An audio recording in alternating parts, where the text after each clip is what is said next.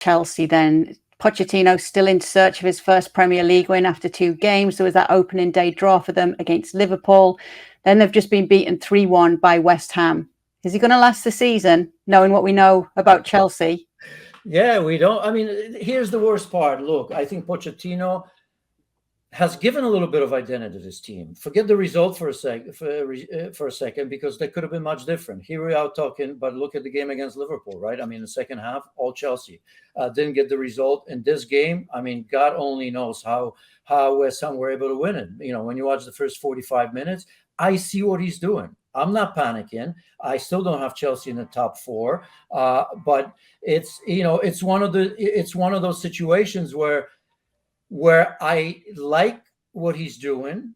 I think, Jackson looks the part. He's dangerous, hasn't scored. Those issues still there. Enzo, even though he missed a penalty, looks different. I think he looks freer because of what's happening in behind, and he's got the ability to roam a little bit. What I worry and continue to worry, I said the last show, is which Todd Bowley are we going to get? And doesn't this all remind you a little bit of Graham Potter right now? Just too big of a squad. I have to imagine that Pochettino is saying, how do I run a practice? Just like Graham Potter. I mean, how many players does he have? He's got to have like 35 in there, if not more. I would want to see Pochettino, because Pochettino's got to be smart here. He knows he's at Chelsea. He probably thought after the conversation with Todd Bowley and everybody else, okay, I'm going to get it my way. But now he's going to say, okay, before this goes sideways and backwards, I will go straight in there and say, listen, I am going to play 8 or 9 or 10 key players over and over and over again.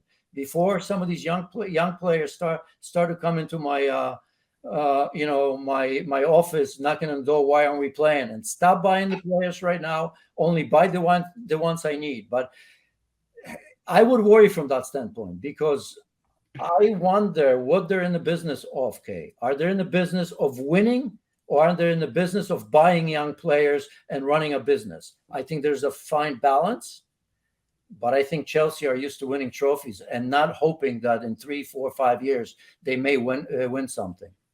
He said afterwards, this is only the beginning. We believe in the process. With time to work, we will be strong and competitive. So we'll see.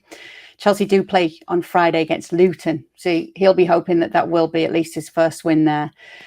Arsenal played on Monday, though, against Crystal Palace. It was a Odegaard penalty. The difference in these two sides, Tomiyasu sent off in this game too. What have you made of Arsenal to this point so far? Because I'm going to ask you your top 4, your very too early top 4 predictions next.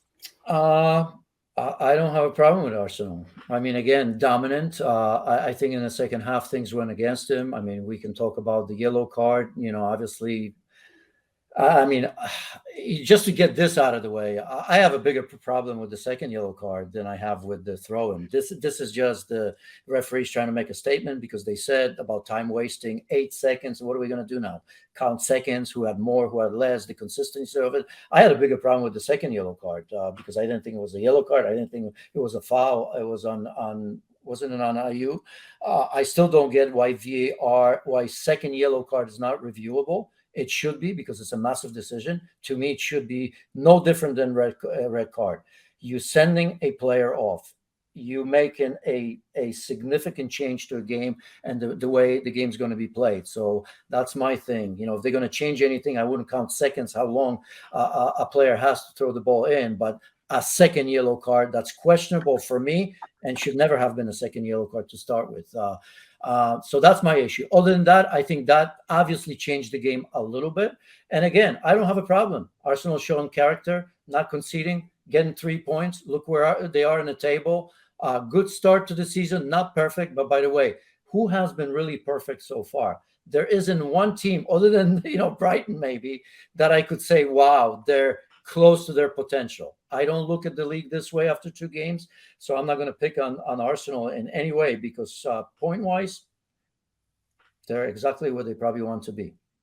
Okay, so it's only 2 games, obviously, as you've said. The top 4 as it stands is Brighton first, Manchester City second, Arsenal third, Brentford fourth, and I'll just throw in 5th and 6th just for good measure, Liverpool and Spurs right now.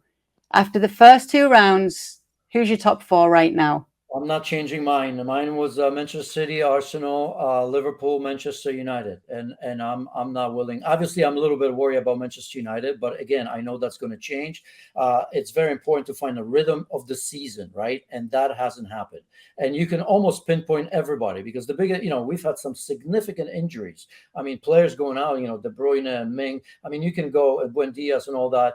As I've said before, the preparation for the season is different than it's ever been. I think these tours are getting worse. I don't think any of these teams had a proper preseason. A lot of injuries that are happening is because you can't get the fitness. You're traveling all over the world and you're playing, 3-4 days into your preseason, you're playing games. And I think that's why we see it. I think some of the key players on many of the teams have not found that game fitness where they feel that they can be at their best for 90 minutes, not for 60 minutes, not for 70 minutes. And that's happening, by the way, where managers are taking players out because they feel that they've reached their limit.